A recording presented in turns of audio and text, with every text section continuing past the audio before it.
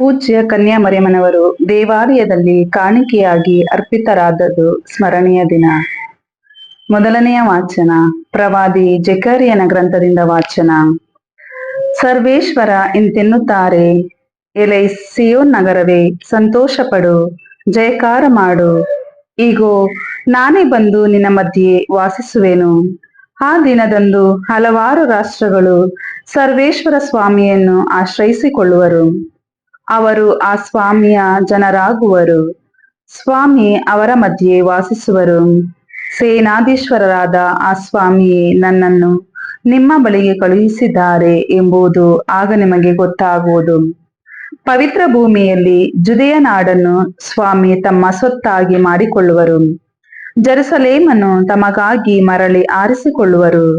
ಸರ್ವೇಶ್ವರ ತಮ್ಮ ಪರಿಶುದ್ಧಾಲಯದಿಂದ ಹೊರಬರುತ್ತಿದ್ದಾರೆ. ನರಮಾನವರೇ, ಅವರ ಶ್ರೀ ಸನ್ನಿಧಿಯಲ್ಲಿ ನೀವೆಲ್ಲರೂ ಮೌನ ತಾಳಿರಿ. ಪ್ರಭುವಿನ ವಾಕ್ಯ. ದೇವರಿಗೆ ಕೃತಜ್ಞತೆ ಸಲ್ಲಲಿ. ಕೀರ್ತನೆ ಶ್ಲೋಕ. ಮಾಡಿಹ ನಿನಗೆ ಸರ್ವಶಕ್ತನು ಮಹತ್ಕಾರ್ಯ, ನಿಜಕ್ಕೂ ಆತನ ನಾಮಧೇಯ ಪರಮ ಪೂಜ್ಯ. ಎನ್ನ ಮನ ಮಾಡುತ್ತಿದೆ ಸರ್ವೇಶ್ವರನ ಸ್ತುತಿ, ಉಲ್ಲಾಸಿಸುತ್ತಿದೆ ಮುಕ್ತಿದಾತ ದೇವನಲ್ಲಿ. ಶ್ಲೋಕ. ಮಾಡಿಹ ನಿನಗೆ ಸರ್ವಶಕ್ತನು ಮಹತ್ಕಾರ್ಯ, ನಿಜಕ್ಕೂ ಆತನ ನಾಮಧೇಯ ಪರಮ ಪೂಜ್ಯ. ತನ್ನ ದಾಸಿಯ ದೀನತೆಯನ್ನು ನೆನಪಿಗೆ ತಂದುಕೊಂಡನಾತ, ಧನ್ಯಳೆಂದು ಹೊಗಳುವರೆನ್ನನ್ನು ಇಂದಿನಿಂದ ಸರ್ವ ಜನಾಂಗ.